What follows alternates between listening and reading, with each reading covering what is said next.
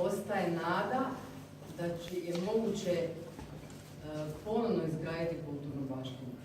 Projekt Vukovar Vučedol Ilok je upravo projekt Vlade Republike Hrvatske vođen pod vodstvom Ministarstva kulture koji je od 2004. godine pokrenut upravo sa namjerom da se kulturna baština razorena u Domovinskom ratu i vidjeli smo ovdje neke od scena upravo snimljene u Vukovaru 18. studenoga 1991. godine kada je grad pao pod okupaciju, zapravo obnovi i da postane biser hrvatskog povijesna. Muzej vučedolske kulture jedan je od 4 velika segmenta toga projekta. Naime, u projektu je obnovljena kulturna baština grada Vukovara i grada Iloka. Najprije to je kompleks dvorca Eltz sa velikim dvorom obitelji Eltz, sa čitavim kompleksom, dakle zgradama koje se nalaze u okruženju i naravno rekonstrukcija muzejskog postava Gradskog muzeja Vukovara. Zatim 12 zgrada u baroknoj jezgri grada Vukovara dobilo je svoje ponovno barokno lice. Tu je palača od Eskalki sa srednjovjekovnom utvrdom u gradu Iloku, a kao jedini novi segment, dakle ne obnova kulturne baštine, nego novi nada u novu budućnost i prezentaciju kulturne baštine izgrađen je ovaj muzej u kojem se danas nalazimo.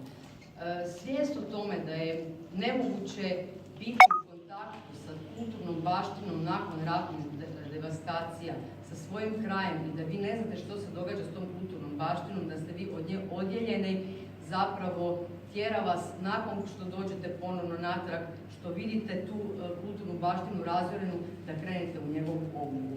Zato se evo danas zahvaljujem i organizatorima i našem selektoru koji je odabrao opet jedan izvrstan dokumentarni film koji će nas sve osvijestiti o važnosti očuvanja kulturne baštine, ali evo i dati nadu u važnost dokumentacije nacionalnih svih spomenika, dakle kulturne baštine, koji će nam omogućiti da se ta baština ponovno očuva i prezentira na vjerodostojan način. I evo, zamolit ću ponovno našeg gosta Danijela Rafaelića da nam kaže nešto o ovome filmu i da nam zapravo kaže svoju ideju o tome kako je odabrao film i na koji način zapravo je povezao opet jedan arheološki lokalitet, arheološki muzej i upravo mjesto koje je na neki način bilo devastirano, ne govorim sada o samom lokalitetu Vučedol, mi smo imali izuzetnu sreću da sam lokalitet nije bio devastiran u ratu, ali evo, okolni objekti jesu, ali grad kojemu muzej pripada, odnosno zona u kojoj se nalazi grad, muzej u odnosu na grad, zapravo je bila izuzetno devastirana, ali evo, zapravo grad teče, odnosno život u gradu teče jednim svojim tijekom, a evo i sam film festival je već 11. godinu za redom doprinio u tome da se grad osjeća jednim pravim gradom, a ne više gradom koji je razoran. Hvala ravnateljice Kutinec. Jučer smo se bavili ilegalnom trgovinom antikviteta i umjetnina i zapravo je to potpuno spojeno i sa ovim filmom, tako da nekako mi se činilo da je potpuno logično jedan i drugi imati tu, zato jer kada je spomenulo se Domovinski rat, kada treba Domovinski rat, znam da je u arheološkoj zajednici dva su straha bila, šta će se dogoditi sa sondama na Vučedolu koje su duše bile zatrpane i šta će se dogoditi sa crkvom Svetog Spasa na izvoru Cetine. Međutim, crkva Svetog Spasa je na neki način prepoznata kao prava stara četnička crkva, pa niko nije srušio, što je bilo dosta čudno i ostala je sačuvana, dakle kao jedan najvažniji spomenik rano srednjovjekovnog hrvatskog horizonta. S druge strane, Vučedol se nije dogodilo više manje ništa, ali se nam dogodilo uništavanje malo niže. Čitava ova priča zapravo opet pokazuje ono što smo jučer pričali, dakle opet taj jedan nevoljki potez političara da jednostavno donesu neke stvari koje su, to bi rekao, zdravi razum, dakle neke stvari da se stave na papir i da se jednostavno krene sa, ako treba malo ozbiljnije, malo čvršćim očuvanjem kulturne baštine i sjećam se jedne vrlo ružne priče iz Stobreča. Radili u Zagrebu izložbu Grci na Jadranu, i onda je pustio se dole rekla kako Stobreč je jedna od tih stvari gdje su lokalitete gdje su Grci prvo kolonizirali Hvar i Korčulu, našli su nevjerovatne stvari. prilikom gradnje nekakve zgrade i lokalni poduzetnik rekao, ok, to ćemo sačuvati, dođite sutra sa svojim arheolozima da to sve skupa počistite. Oni su došli sutra više ničeg nije bilo, sve je bilo jednostavno preorano, sa bagerima pređeno i oni se lijepo ugodno tome smijali. Jel? Dakle, druga naličje čitave te priče je, to može bolje objasniti, dakle, obaveza svakog građevinara, a mi imamo te lokalne probleme, je da kad nađe nešto na svom terenu, da to sam financira, tako on sam financira. I onda se naravno niko time ne želi baviti, jer otkud vam lovo za to je da imate za podići shopping centar, da još zovete 3 arheologa, jel? Prema tome i za autorstvo, konzervatori i tako dalje. Tako da mi imamo uvijek te financijske probleme i zato je dosta toga ostalo uništeno, ali s druge strane opet posjećam ovu priču od jučer, to ilegalno trgovanje antikvitetima, odnosno starinom je zaista grozno i zahvatilo je nažalost i nas. Što duže se odmičemo, što se više odmičemo od Domovinskog rata, postajemo sve svjesni šta je sve u tih 4-5 godina izašlo iz zemlje na razne načine.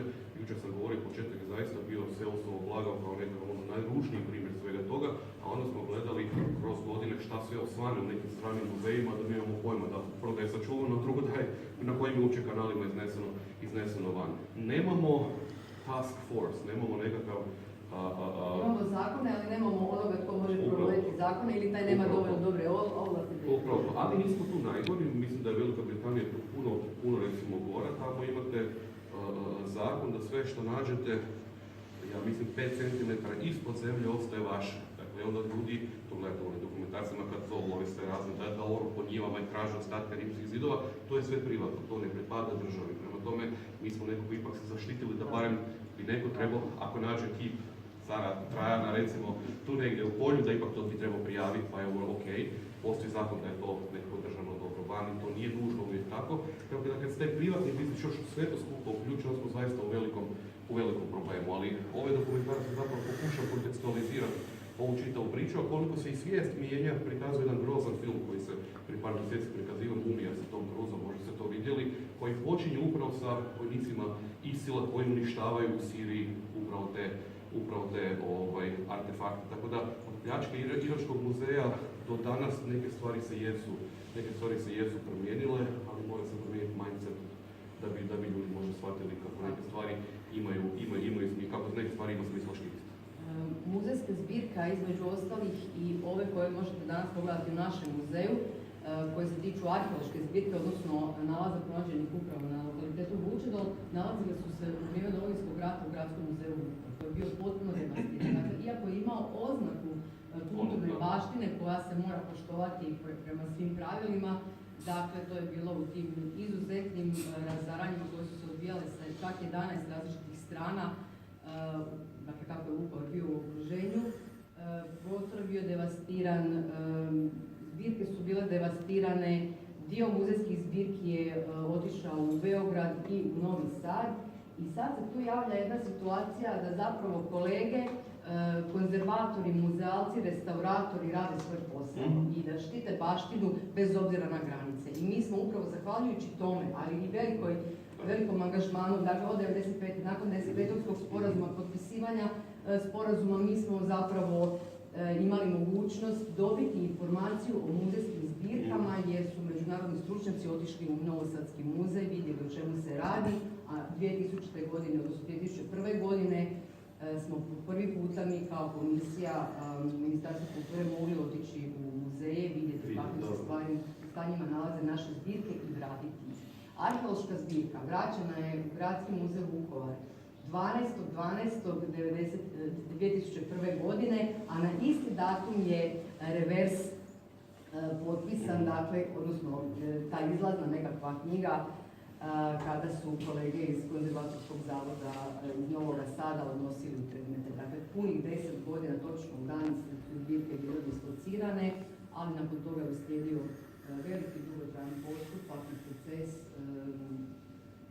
zapravo uvida u stanje, restauracije i pripreme predmeta za nove muzejske postave. I reći ću evo da su, kao što je i Alma iz Nacionalne knjižnice u Sarajevu ostala raditi svoj posao.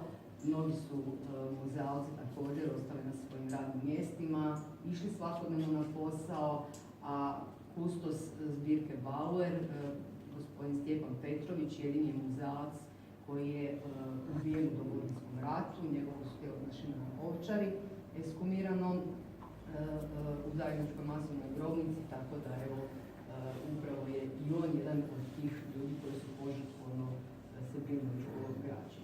Eto, nadamo se da naši krajevi neće biti više u takvoj situaciji, ali zapravo važno je da onaj koji je svjestan da napravi kriminal u smislu genocida, ekocida, isto tako može biti i mora biti osuđen za kulturocid, jer upravo je to kao i Mostarski most ne građen za nas, nego za generacije koje ostaju, ali i svi drugi kulturni spomenici.